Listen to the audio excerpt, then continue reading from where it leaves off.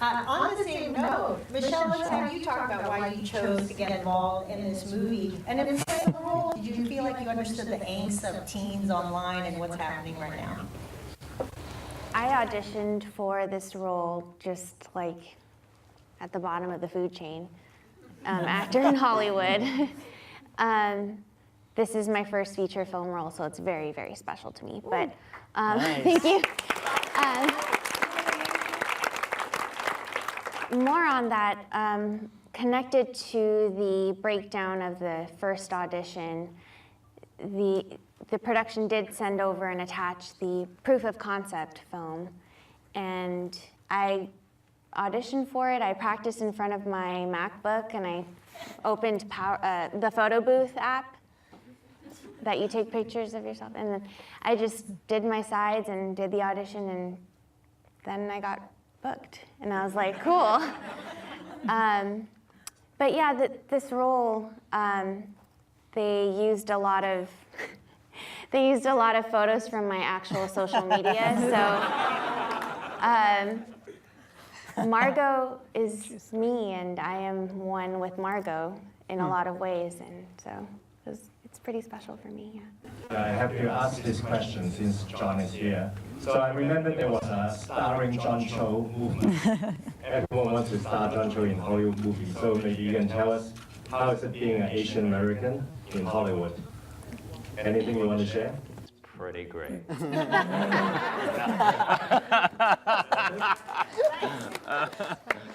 Good answer. The starring John Cho meme was something started by a guy in New York who decided to bring attention to the lack of Asians in Hollywood by using my face on these posters, and it was an interesting moment for me in culture. And I mean, personally, it was interesting because there was a lot of attention on me via this thing, but more importantly, broadly speaking, it was an interesting moment because it was a moment of social consciousness through technology, and I thought it was so brilliant because rather than like a traditional means, someone writing a letter to a studio or talking about it at in a class at USC or something, it was a very simple visual message that was spreadable, and and people saw it. You could say, you should cast more Asians, and people could say in response, well, the market's not there, blah, blah, blah, blah. There's a million reasons, there's a million retorts. But the simplicity of seeing the poster, and people went, that's not crazy. It was instant, and it was shared, and it was a cultural moment that happened online, and it was odd to be involved in it because it was my face, but it wasn't me doing it. But so my reaction was somewhat uncomfortable, but as an observer, I found it fascinating and cool. So my question is for John. Given that the delivery is, as you mentioned, non-traditional, the medium of delivery is non-traditional, was there any a different way or achievement that you had to do for this movie, acting-wise, or how was it different for you? Yeah, I mean, it was very difficult for me, even though I'm amazing. Sorry, I shouldn't go to another country and expect these jokes to land. No. It was odd because I was not looking at anybody in the face, and I have found that that's the easiest way to act, is to just look into a person's eyes and be honest, and I rely on it, actually. It's very difficult. On occasion, you have to do angles where you have to look at a piece of tape on the edge of the matte box of the camera and stuff, but for the most part, you get to look your acting partner in the eye, unless they're a jerk and go to their trailer on your coverage. Why are you pointing to me? But so doing the whole movie, I had to look at a screen, and some of the choreography was very tight, you know.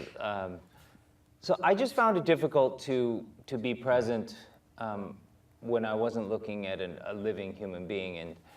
And again, it's also like you don't have the benefit of any wide shots, or it's all extreme close-ups. And I will say, Michelle, that's one of the brilliant things about your performance is I just felt like it was, I recognized the teenage distance, you know, which is very hard to manufacture, I should say. Because I've seen it done poorly a lot, but it was right there on her face the whole time, and it was very, very convincing. But yes, so maybe you should answer the question. How did you do that? Pass the buck. Yeah, well done. Smooth. I feel weird giving an honest answer and saying that it felt, I don't know if I want to say easy after you said it was hard, but I mean, She's a show off. Show off. But it's my first feature film, so I don't know if this has messed me up forever, but this is normal for me now. I hope I get to be in Searching 2 and 3 and 4 and 5, because this might be the only thing I ever do. But I don't know. I liked just getting in my imagination about where things might pop up, and it made sense to me. I mean, Aneesh would say, okay, there's going to be a window that pops up here, so you're going to look when I cue you. And it was different, but in a way, it just made me be present to the direction. So I guess, I don't know. I would say also, like, the movie revealed how tech not savvy I was. Because, like, I remember reading the script, and he did, you know, texting on the computer, on the laptop, the iMessage. And I was like, do people do that? And cause that was one of the questions I had for you, because I wanted to make sure that everything was Legit and realistic. I didn't know that people did that. But after we wrap, though, I'm like 80% of my texting is on the laptop now. On that note, I just wanted to talk a little bit about, what are you guys hoping that the tech community takes away from this movie? And this is open to anyone.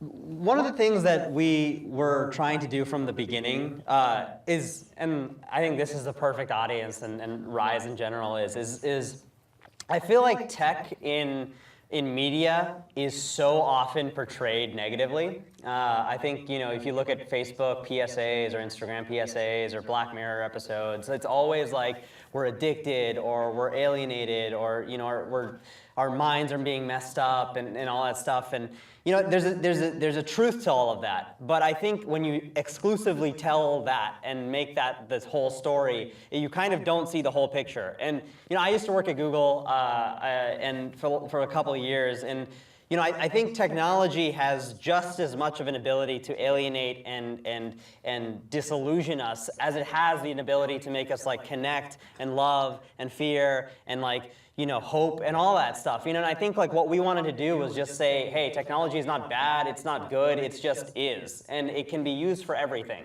And I think what the point of the movie was, and the reason that the movie is so emotional, is to, in a weird way, like, it shows that point. It's like, it doesn't matter.